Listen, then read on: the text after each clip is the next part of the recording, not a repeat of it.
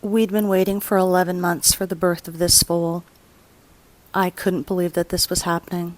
I was so scared.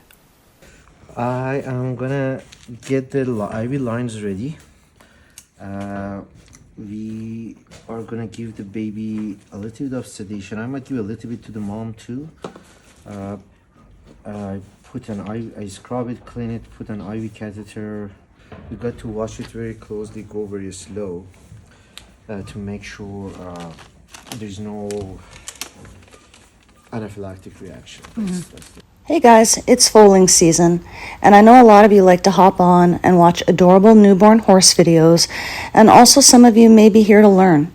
The vast majority of horses deliver their foals without complications, but there are instances like ours where we have to jump in and potentially save the life of the baby.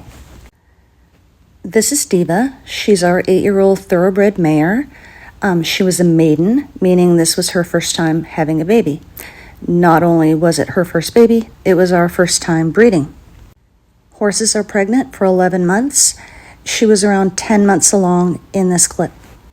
The delivery went great. It was textbook. You can see her. She is loving on him, licking on him, doing all the things that nature is instinctively telling her to do. Oh my God, baby whinnies. You can clearly hear the excitement in my voice about those baby whinnies. We noticed that he was down on his pasterns and he wasn't standing upright. His pasterns appeared to be sitting on the ground and L-shaped. Normally, it's not a cause for concern. It's just that the flexor tendons are weak, and within days they strengthen and go back to normal. As you can see, he was pretty wobbly and was having some problems standing still. It's really important to be able to be steady enough to stand under mom to nurse. So this is where everything when it came to nursing started going wrong. When it comes to newborn horses and foaling, you want to follow the 1-2-3 rule. Standing by 1 hour, nursing by 2, and mom should pass the placenta by 3. The next obstacle that we ran into was that Diva, being a first-time mom, had no idea what to do when it came to nursing. You can see here she's acting like she's afraid of him. She's backing away. He's instinctually going to the milk, but she's turning around because she wants him in her line of sight the entire time. Shortly after birth, we gave the foal some stored colostrum as a precautionary measure. Colostrum is the first milk a mother produces. In drinking it, it passes on vital antibodies to the foal. It's crucial that the foal receives an adequate amount of this. There's a window of time that the foal is able to drink and absorb the colostrum into their system. After that, it no longer gets absorbed, it just gets digested. Another issue came up where we realized Diva had really small teats, which made it difficult for an unsteady foal to latch on and nurse properly. This isn't unusual for a first-time mom, but it didn't help our situation. At this point, we started getting really concerned. The foal needed to get colostrum. Without it, he was at high risk of fatal diseases such as sepsis, pneumonia, bone infections, and more. The vet arrived and we began milking Diva and giving her colostrum directly to the foal. Her udder was becoming engorged with milk, and that can be very painful. Mom and baby continued to work on nursing all day while we continued to milk and oral feed. It wasn't until around 11 p.m., 15 hours after the birth, that they finally got the hang of things. The vet came again and took blood work to check the foal's antibody levels for a second time. We thought we were in the clear at this point. Everything was going well. He was getting around fine, nursing great, or so we thought. In this original audio, if you listen close, you can literally hear the relief in my voice. Finally. We woke the next morning to the absolute worst news. The blood work came back. He had what's called a failure of passive transfer, which means he did not get the required level of antibodies from his mom. Despite all of our efforts with milking Diva, orally feeding him, it happened, and I felt like a complete failure. I felt like I'd let them both down. The only way to help him now was with a plasma transfusion, which means sedating him and transferring that plasma through an IV placed in his jugular vein in his neck. Remember, I had said earlier that there is a limited amount of time for him to be able to absorb this naturally. That window is now closed. It needs to be done within the first 8 to 12 hours of the foal's life. We were able to source some plasma and went and picked it up. This stuff in our area in Canada is $1,000 per liter. We learned after that some breeders automatically give plasma to their foals as a precautionary measure.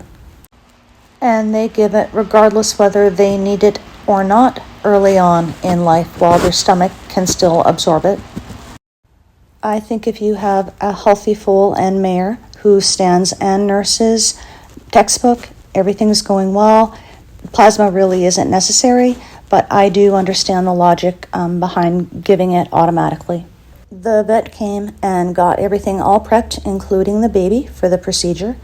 He was explaining that the riskiest part was that the baby could go into anaphylactic shock due to the fact that we were introducing a foreign substance into his system.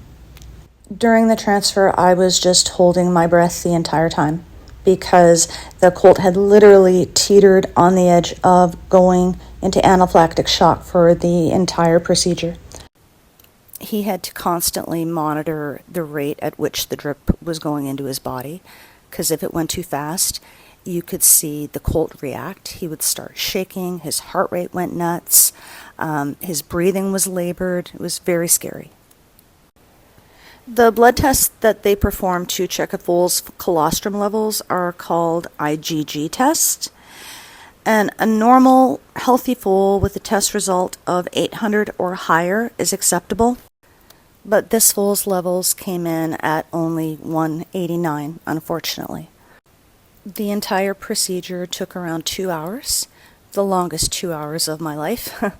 And here he is just waking up from the anesthetic. And he woke up shortly after that, and we got a blanket on him, and he started nursing right away, thankfully.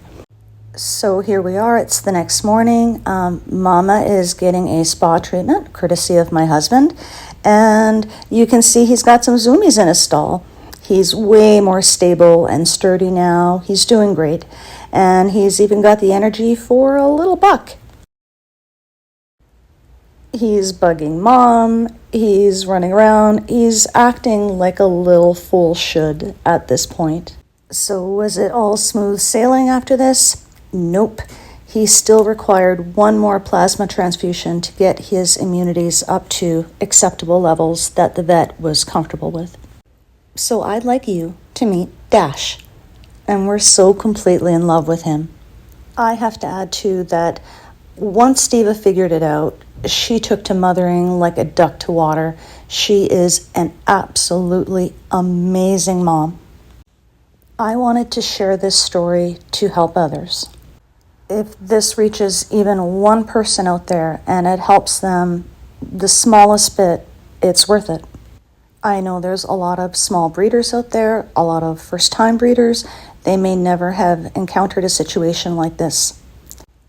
We'd really done our homework and research, and to have this happen was so unexpected and shocking.